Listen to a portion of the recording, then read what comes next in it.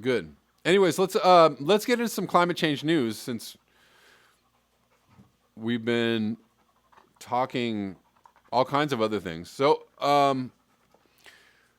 yeah, California and Los Angeles, California, the entirety of California and the West Coast is going to be experiencing a major heat wave this weekend.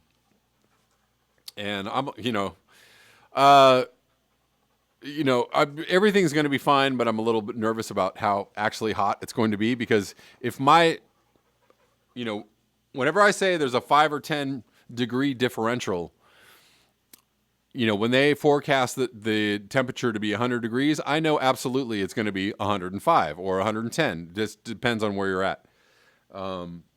So my actual temperature app is predicting 111 on Sunday. So add 5 or 10, there's your temperature. And that makes me actually incredibly frightened. Like 111 is really super hot. But if it actually gets up to 115, 117, 120 in some places, that is when it starts to get deadly. Deadly for people, deadly for plants, deadly for all kinds of things. It really, really gets super, super dangerous when you're talking about, close to 120. So, so this is, this weekend, ferocious heat wave could bring record temperatures to California over Labor Day weekend.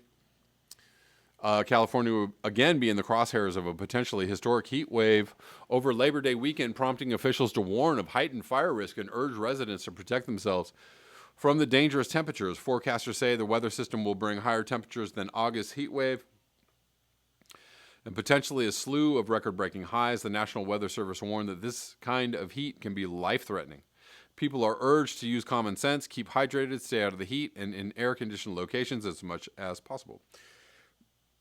It's kind of funny when you talk to people, out and about. I've seen a couple of people already today, and they're like, they're acting as if it's already 110 degrees. It's not. It's like 90 degrees maybe, right now, but it was only about 85 this morning. But they're talking to you as if like, it's 110 degrees right now. Hold on, it's not quite there yet, but we're gonna get there. This kind of heat can be life-threatening. Yes.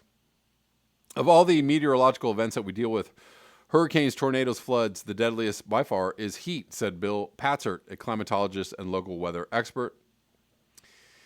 Yeah, so it's going to be like 3 days of this stuff, ending Monday with, only 100 degrees or add 5 or 10.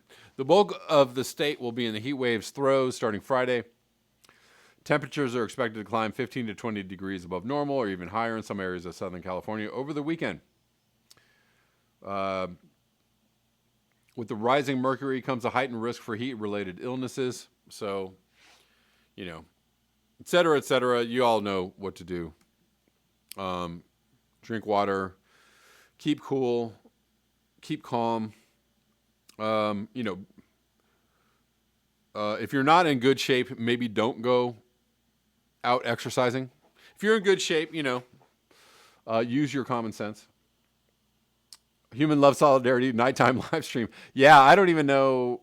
Well, actually, the mornings are the best. So it gets hot and then it just stays hot. So nighttime doesn't really matter. It's going to get, up to 110 degrees and it's just going to stay extremely hot. So the mornings are when what I might do is do an earlier. Actually, tomorrow I'm going to do a live stream at 10 a.m. So we're going to be here earlier. But we're not done with today's show yet. So computer's going to crash this weekend. Yeah. I'm going to have my ice bags ready. So that's what I'm going to do. I'm going to have my ice bags ready to place underneath my computer so that we can get through a show. Let's move on to this tweet from Beyond Politics. Of course, new organization by Roger Hallam and friends. The media silence is deafening. We will make some noise, a lot of noise tomorrow, Thursday at 7 p.m. That was actually yesterday. I meant to read this yesterday. Outside the jails of Pentonville in London and Eastwood Park in Fallfield, where Dr. Diana Warner on hunger strike and Roger Hallam are held as political prisoners. So let me go to their feed and see if they have any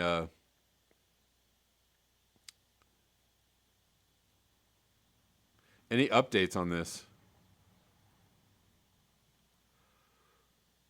It doesn't look like they do. However, maybe we'll cover this article tomorrow, but this is a really good, timely and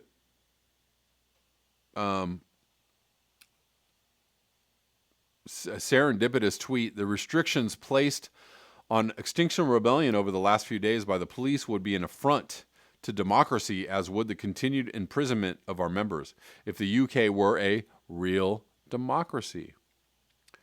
Right? So they say that they have the right to peaceful protests, but they are arresting people prior to this protest and saying people that do not have that right, as in Australia. So, I'm going to say, if you don't like the protests, if you think they're, stupid, or you think the people are doing this is dumb,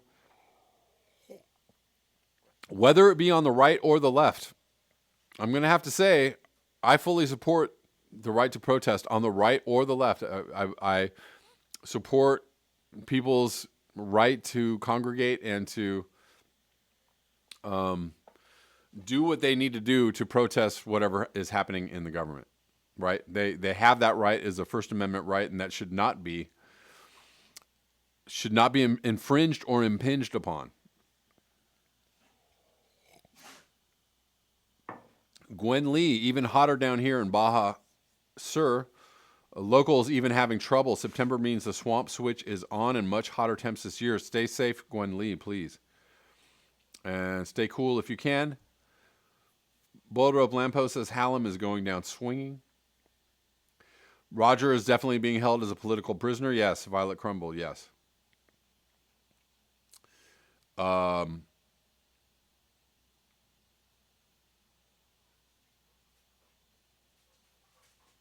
Is there really a true democracy now? Good question. Violet Crumble. G. Demarest, pre-crime is here. Indeed it is. Indeed it is. Incitement. We saw you thinking this. Imagine when everybody has Neuralink, and you're linked up to your internet, your Wi-Fi, and your social media feeds. Then we're going to see some real thought crimes going on. Let's move on. This tweet by Yashar Ali. Big oil is in trouble. Its plan, flood Africa with plastic. Faced with plunging profits and a climate crisis that threaten fossil fuels, the industry is demanding a trade deal that weakens Kenya's rules on plastic and on imports of American trash. We were just talking about this the other day, right? About recycling going to Africa and Asia. Our e-waste and whatnot being, offshored or offloaded onto other countries for them to deal with. Let's look a little more into the story. This is from the New York Times. From August 30th, confronting a climate crisis that threatens the fossil fuel industry, oil companies are racing to make more plastic. But they face two problems. Many markets are already awash with plastic, and few countries are willing to be dumping grounds for the world's plastic waste. The industry thinks it has found a solution to both problems in Africa. According to documents reviewed by the New York Times, an industry group representing the world's largest chemical makers and fossil fuel companies is lobbying to influence United States trade negotiations with Kenya, one of Africa's biggest economies, to reverse its strict limits on plastics, including a tough plastic bag ban. It is also pressing for Kenya to continue importing foreign plastic garbage, a practice it has pledged to limit. Oh, so you guys want to do the right thing and you want to curtail ecological destruction? Well, yeah, we don't want you to do that. And we're going to lobby you and pressure you not to do that. Again, capitalism, the angry maw of capitalism rearing its ugly head. Plastic makers are looking well beyond Kenya's borders. We anticipate that Kenya could serve in the future as a hub for supplying U.S.-made chemicals and plastics to other markets in Africa through this trade agreement. Oh.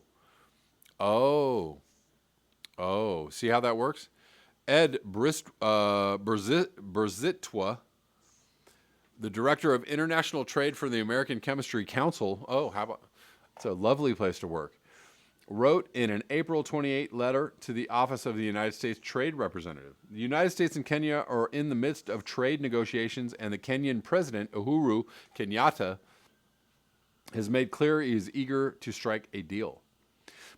You say. But behind the scenes, lobbying by the petroleum companies has spread concern among environmental groups in Kenya and beyond that have been working to reduce both plastic use and waste.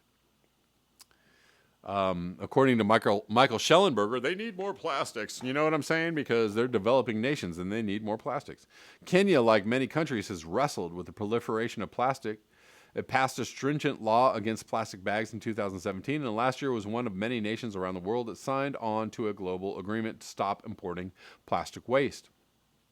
A pact strongly opposed by the chemical industry. Strongly opposed by the psychopaths who run the chemical industry. The Chemistry Council's plastic proposals would inevitably mean more plastic and chemicals in the environment, said Griffins Ochieng, executive director for the Center for Environmental Justice and Development, a nonprofit group based in Nairobi that works on the problem of plastic waste in Kenya. It's shocking. The plastics proposal reflects an oil industry's contemplating its inevitable decline as the world fights climate change. Profits are plunging. Poor profits amid the coronavirus pandemic, and the industry is fearful that climate change will force the world to retreat from burning fossil fuels. Producers are scrambling to find new uses for an oversupply of oil and gas. Wind and solar power are becoming increasingly affordable, and governments are weighing new policies to fight climate change by reducing the burning of fossil fuels. Pivoting to plastics, the industry has spent more than $200 billion on chemical and manufacturing plants in the United States over the past decade. Wow. But the United States already consumes as much as 16 times more plastic than many poor nations. And a backlash against single-use plastics has made it tougher to sell more at home. Well, never fear, new markets are here. In 2019, American exporters shipped more than 1 billion pounds of plastic waste to 96 countries, including Kenya, ostensibly to be recycled, according to trade statistics. But much of the waste, often containing the hardest to recycle plastics, instead ends up in rivers and oceans, right? Because nobody's paying attention. The regulations are very, very weak. That's why you see these huge lagoons and lakes and rivers filled with plastic bottles, like in Indonesia, Jakarta, etc. Right? You see this in other parts of the world because we are exporting our waste to these other parts of the world, and there's no regulations there, and people just toss them, right? And no muss, no fuss. Out of sight, out of mind.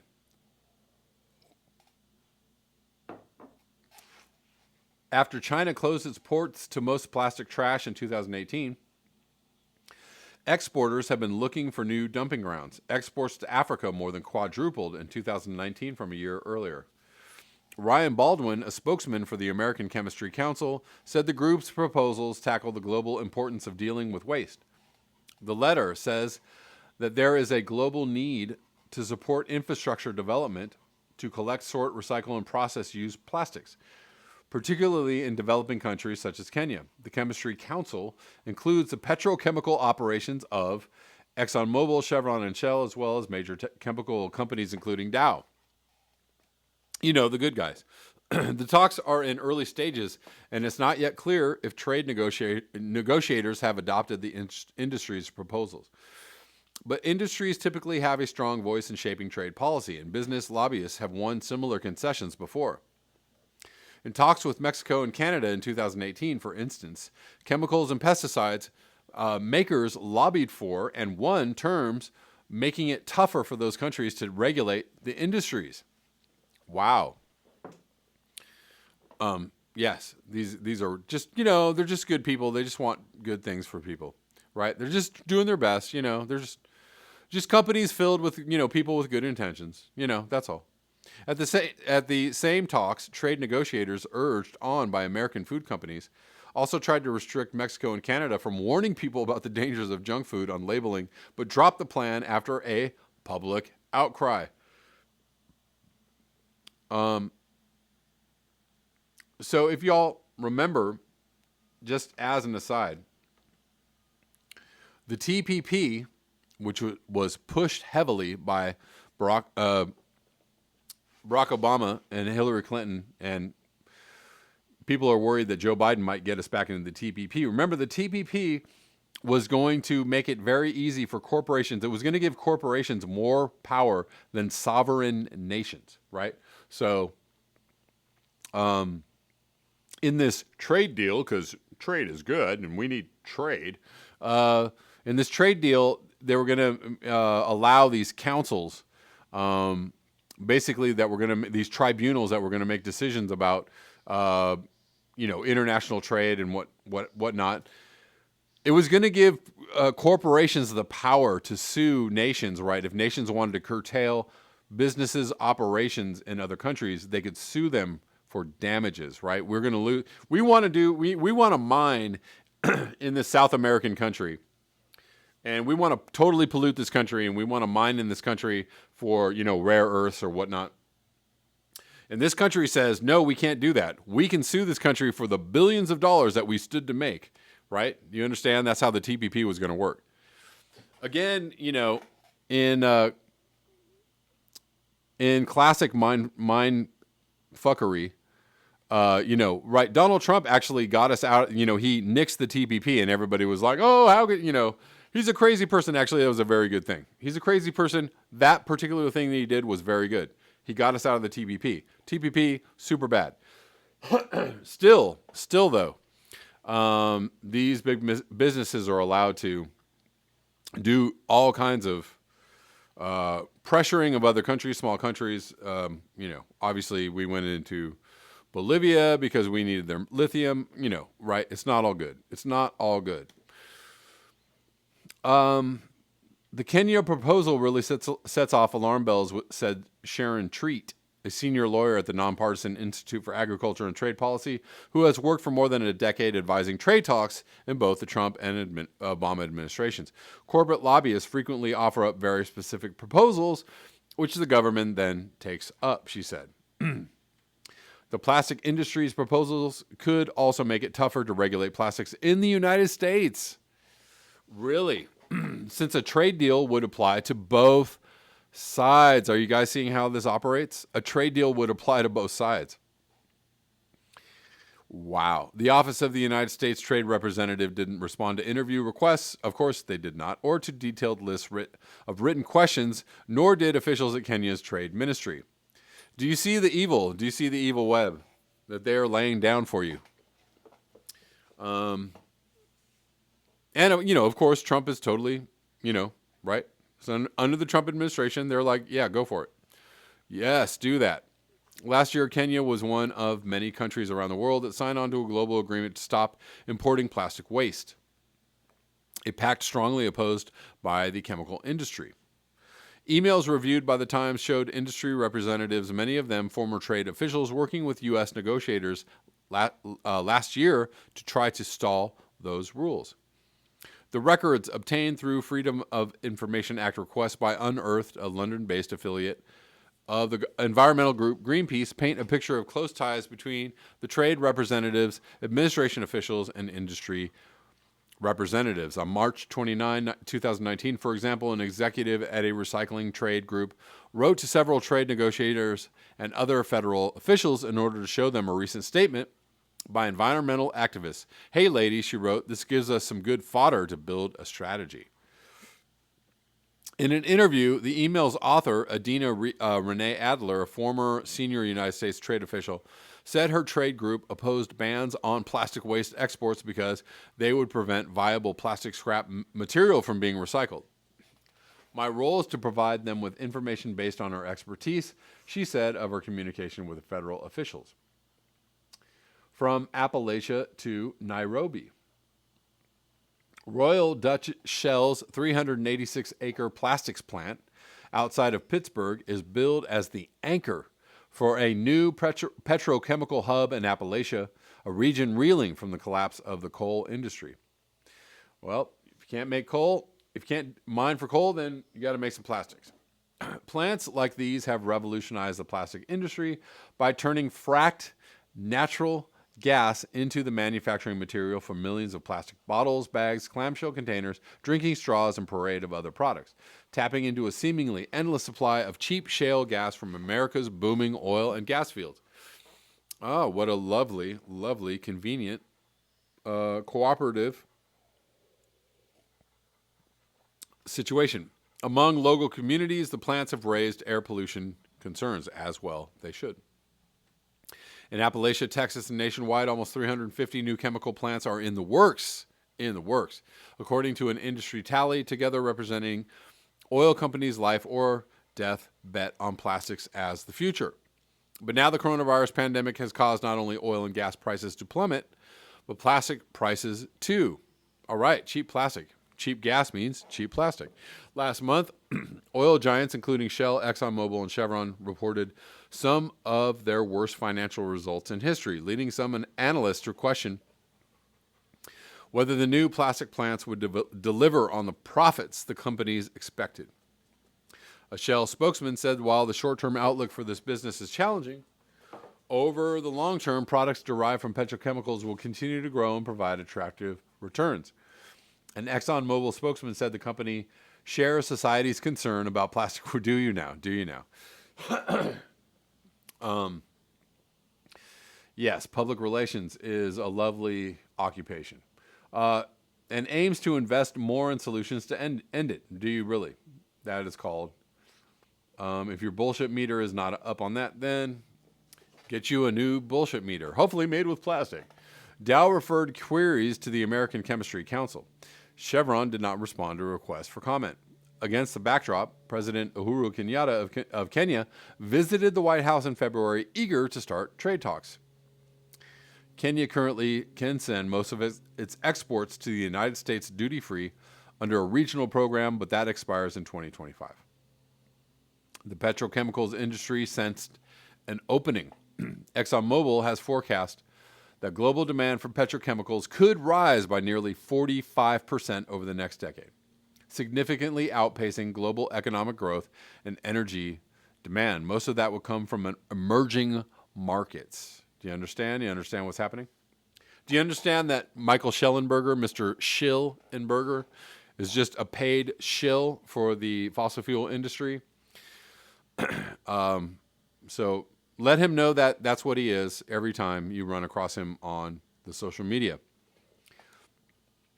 The American Chemistry Council April 28 letter to the Trade Representative's Office laid out the group's vision. Kenya's growing ports, railways, and road networks can support an expansion of chemicals trade, not just between the United States and Kenya, but throughout East Africa and the continent. Mr. Berzitwa wrote, to foster a plastics hub, he wrote, a trade deal with Kenya should prevent the country from measures that would curb plastic manufacture or use and ensure Kenya continues to allow trade in plastic waste demands that experts say were unusual and intrusive. Do you see what's happening? Do you see?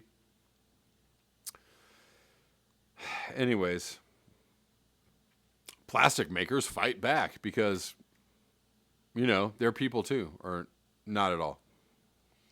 They're psychopaths. They want to kill the planet. They don't care. They want to kill the planet for profit, and that is their goal, and they don't care about you or me or the environment. That's all I'm going to read on that. I've run out of time, guys.